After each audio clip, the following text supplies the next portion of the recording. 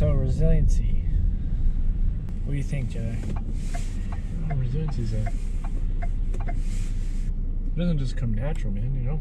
So when you were an airman, how did you stay resilient? Or what did you do to make yourself get through things? Or how'd you get help? I never even went to anybody. I just kind of stuck it out by myself. Do you have an example? It's just like like when I got to Charleston, like I had my mom try to pay my bill, or be in charge of my bills as I went to basic because I couldn't maintain it right. Mm-hmm. But when I got out, I found I was overdue by like 4 months for a bill. Oh wow! So yeah, so like that took a toll off the bat going to my first base, and then that stigma of airmen can't control their money. So Yep. Money was a big thing back then, or it still is a thing. Like people just don't know how to control it. I was paying like $400 a month just to catch up on this bill because the interest rate took so much. But that was just stressful in itself. But I didn't really talk to nobody because like I don't want to be that guy, labeled the brand new guy who doesn't know what they're doing and already have issues. And the leadership would be like, oh, that's the guy who has issues. Right. So how'd you get through it? You just paid it off and that was it? Yeah, paid it off over time. Went on a deployment right away within 6 months, and then I just paid off it. But that killed my credit for at least a few years. So Yeah. the impact of that credit, I had to build resiliency and how to deal with money and how to handle money. Yeah, I had a similar situation. It wasn't technically money related, but I was in a serious relationship when I PCS'd from Pope to Offutt. It was my first PCS, and we were planning on getting married, and I went through the PCS process and got to Offutt. As soon as I got to Offutt, my uncle had got cancer and passed away, and then I was going through the relationship problems, a long distance relationship, and at a new base, didn't really have a lot of people to turn to at Offutt, or just didn't know who to turn to, Yeah. So what did you end up doing? So I actually went to the chaplain and talked to him, and he helped me talk through some things. I got a lot of my feelings out. Yeah. Kind of reasoned with me, and how to get through it, and who to go to, and he offered a hand, if I ever needed one again after that. So that was good, but the relationship didn't pan out well, and Her loss though. It's her loss. You're a splendid dude. Thanks, man.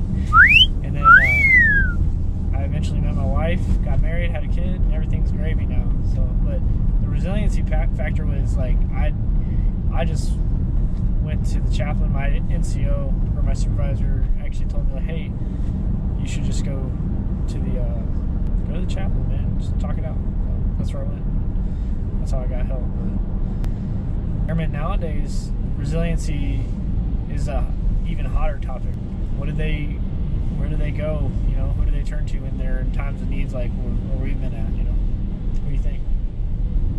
They must go to their friends, coworkers. I don't know. Sometimes I don't even hear about stuff. But when I do, I'll be like, hey man, let's get yourself a True North appointment. Let's go do this. Because Minot we have the True North. Get them all set up. But a lot of people think that I'm not saying they're cocky, but they think they can handle it.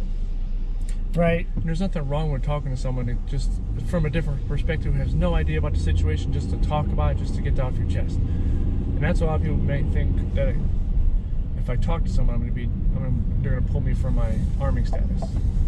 And it's not the case. I'm like, even if they do, it's not a bad thing. You can come back up. It's temporary, right? Yeah. Yeah. Like I also went through some mental health issues. I went to mental health and talked to them about it. I was temporarily DNA'd for a little bit. Yeah. I came back up and everything was fine. But it was, the whole me going forward and trying to find help to get better, and people need to rely on other people sometimes in need because they can't get through things. They're not as resilient as other people. Yeah. I know one of my hardest ones was my mom passed away.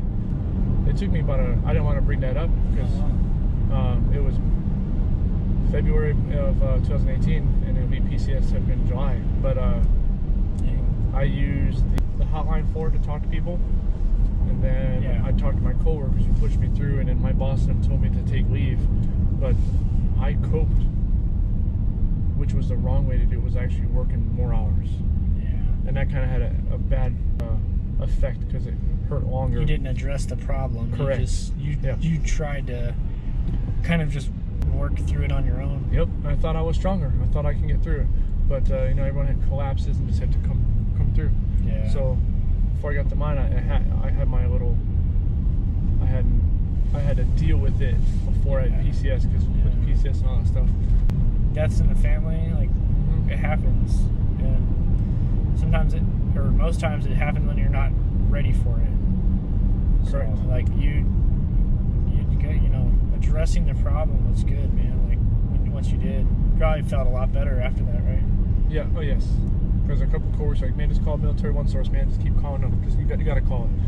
You got to call it. So I don't want to do the chaplain, because I was geologically separated. My squadron was in Hands Command Force Base, but I was 2.5 hours away. I was by myself.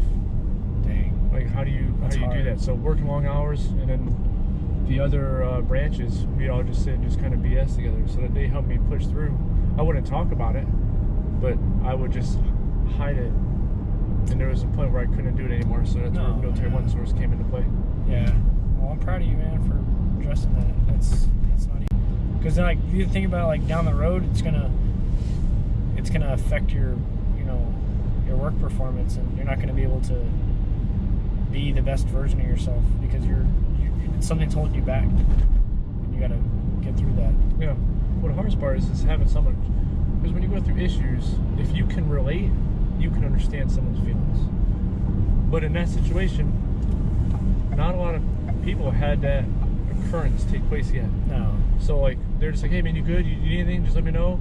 It's that common phrase. Mm-hmm. But like, you don't want to be that one guy to be like, to call upon someone and get the, I'm busy right now, I can't help you. Or you call someone, you feel like it's not going to help, so you just have to take care of yourself at that point. But sometimes it's not the case. Yeah. I just never made that big jump to ask. Like you said, like we always say, like, hey man, if you need help, just let me know. Versus people who truly mean that, you know who you can go to when you're in a time of need. Versus like your close friends or family. That Red Bull's feeling really good right now. Yeah. Does it make you more resilient? It gives me energy to be resilient. That boost. All right, well, thanks for tuning in, everybody. Oh yeah, you guys have a wonderful day.